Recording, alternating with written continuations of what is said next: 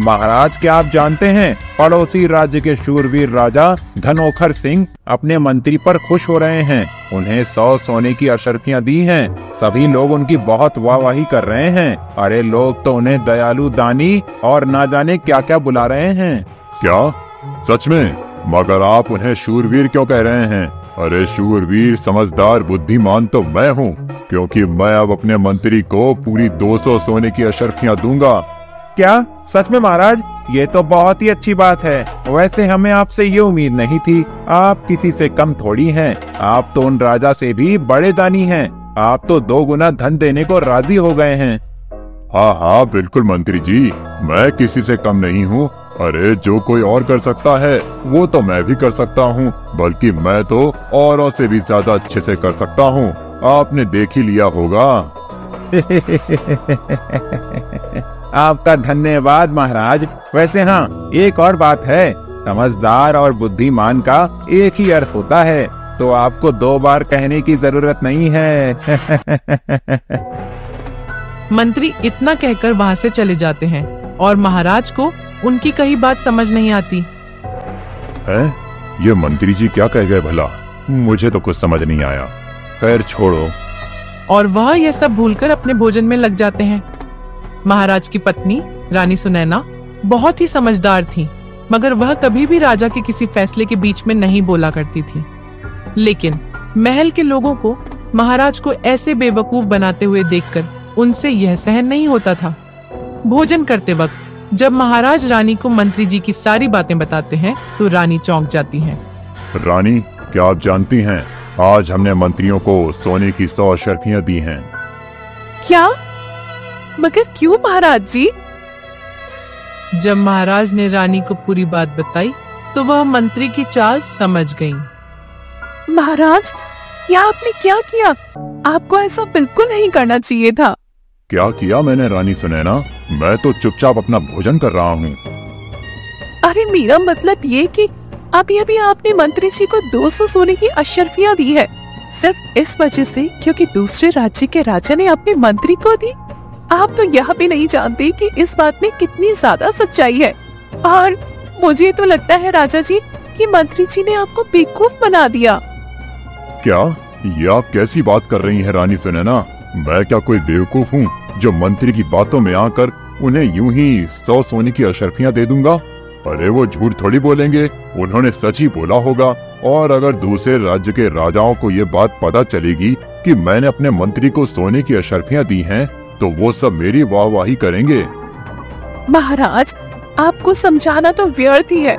भला दूसरे राज्य के महाराज इस बात में आपकी वाहवाही क्यों करेंगे? अरे अगर आप ऐसे ही करते रहे महाराज, तो हमारा पूरा राजकोष खाली हो जाएगा और मंत्री जी ही राज्य के दूसरे राजा बन जाएंगे। रानी महाराज को बहुत समझाती है, लेकिन महाराज को उनकी एक भी बात समझ नहीं आती। इस वजह से रानी सुनैना भी उन्हें समझाना छोड़ देती है। ऐसे ही दिन बीतने लगते हैं।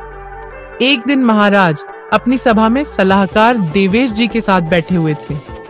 बताइए देवेश जी, आसपास के राज्यों में क्या चल रहा है?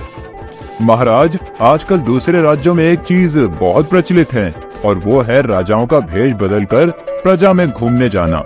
वे सब ऐसा इसलिए करते हैं ताकि उन्हें पता चल जाए कि उनकी प्रजा उनसे खुश है या नहीं। क्या वाकई में? ये तो बहुत ही दिलचस्प है।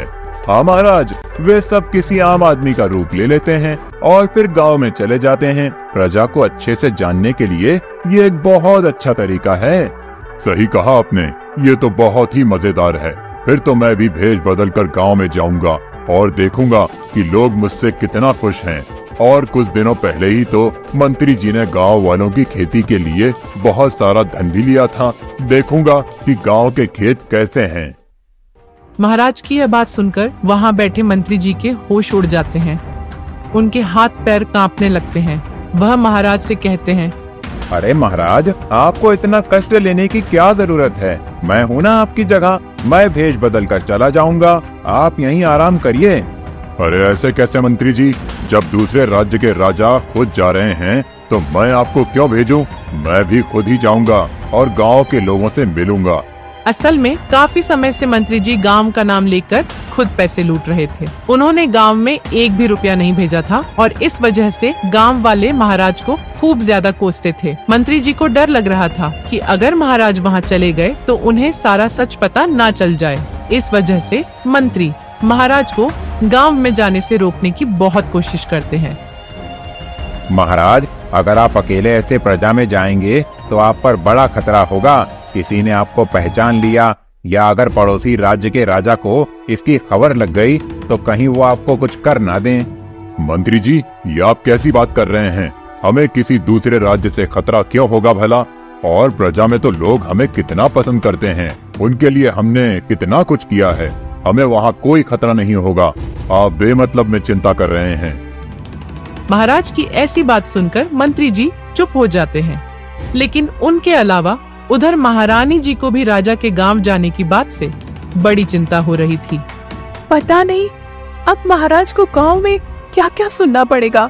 खैर अच्छा ही है, कम से कम उन्हें असलियत का पता तो चलेगा। शायद इसी तरह से उनमें कुछ अक्ल आ जाए। अगले ही दिन महाराज एक आम आदमी के कपड़े पहनकर अकेले ही गांव में निकल पड़ते हैं। काफी देर चलते चलते महाराज थक जाते हैं और एक नदी के पास बैठ जाते हैं। गांव का इलाका अब शुरू हो ही गया था और महाराज देखते हैं कि कुछ औरतें नदी से पानी भरने आई हुई थीं। देखो तो नदी कितनी सूखती जा रही है। इस बार तो बारिश भी अच्छी नहीं हुई और खेतों के भी बुरे हाल है। और वो मनूस राजा इतनी बार मदद मांगने के बाद भी हमारी मदद नहीं करता। पता नहीं किस काम का है वो राजा। सही कहा बहन तूने। जानती हो, मेरे पति ने पिछले ही महीने मंत्री जी से जाकर कितनी मिन्नतें की थी कि कुछ कर्ज दे दे, लेकिन उन्होंने कुछ भी मदद नहीं की। उल्टा मेरे पति को धक्के मारकर महल से बाहर निकला दिया। अरे अब तो हमें लगता है कि इस बार भूखा मरना पड़ेगा। घर में अनाज का एक दाना तक भी नहीं है। उन दोनों औरतों की बात सुनकर महाराज के तो होश ही उड़ जाते हैं। क्या ये सब मैं क्या सुन रहा हूँ? ये औरतें मंत्री जी के बारे में ऐसा क्यों कह रही हैं? और लगता है मुझे गांव के और अंदर जाकर देखना चाहिए। राजा जब थोड़ा और अंदर जाते हैं तो उन्हें कुछ बच्चे नजर आते हैं जो अनाज की बोरियां उठाकर एक जगह इकट्ठा कर रहे थे। राजा सीधा काम कर रहे बच्चों के पास आते हैं और उनसे कहते हैं, क्या बात है बच्चों, तुम इतना कठिन परिश्रम क्यों कर रहे हो? तुम्हारे माता पिता कहाँ हैं? हमारे माता पिता इस दुनिया में नहीं हैं, इसीलिए हम खुद का पेट पालने के लिए ये काम कर रहे हैं। अब आप हमें परेशान मत करिए और काम करने दीजिए। तुम लोग खुद काम क्यों कर रहे हो? वो मैंने सुना है कि इस राज्य के राजा ने अनाथ बच्चों की देखरेख के लिए बहुत इंतजाम कर रखे हैं, उनके खाने पीने से लेकर कपड़ों तक का। अरे साहब, आपको क्या लगता है अगर ये सुविधाएं कहीं मिल रही होती तो हम सब यहाँ पर बोझ थोड़ी ढो रहे होते। हाँ, बिल्कुल ठीक कहा। और साहब, आप हमें हमारा काम करने दीजिए, वरना अगर दिन ढल गया तो फिर हम काम पूरा नहीं कर पाएंगे और हमें पैसे नहीं मिलेंगे। इतना बोलकर बच्चे फिर से अपने काम में लग जाते हैं। राजा को विश्वास नहीं हो रहा था कि उनकी प्रजा में यह सब कुछ चल रहा है।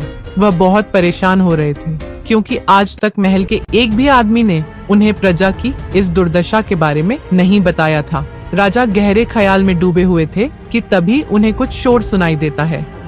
ये क्या है? ये कैसी आवाज है? ऐसा लग रहा है जैसे कोई जोर जोर से रो रहा हो। राजा आवाज का पीछा करते हुए जाते हैं और देखते हैं कि एक घर के बाहर कुछ लोग बहुत जोर जोर से चिल्लाकर रो रहे थे। राजा ने एक आदमी से पूछा, क्या बात है भाई, ये लोग इतना क्यों रो रहे हैं? अरे उनके घर में एक लौते आदमी का देहांत हो गया है। अब घर में केवल महिलाएं ही बची हैं, इसीलिए वो सब रो रहे हैं। अरे ये तो बहुत दुखद बात है, लेकिन क्या मैं जान सकता हूँ कि उस आदमी को क्या हुआ था?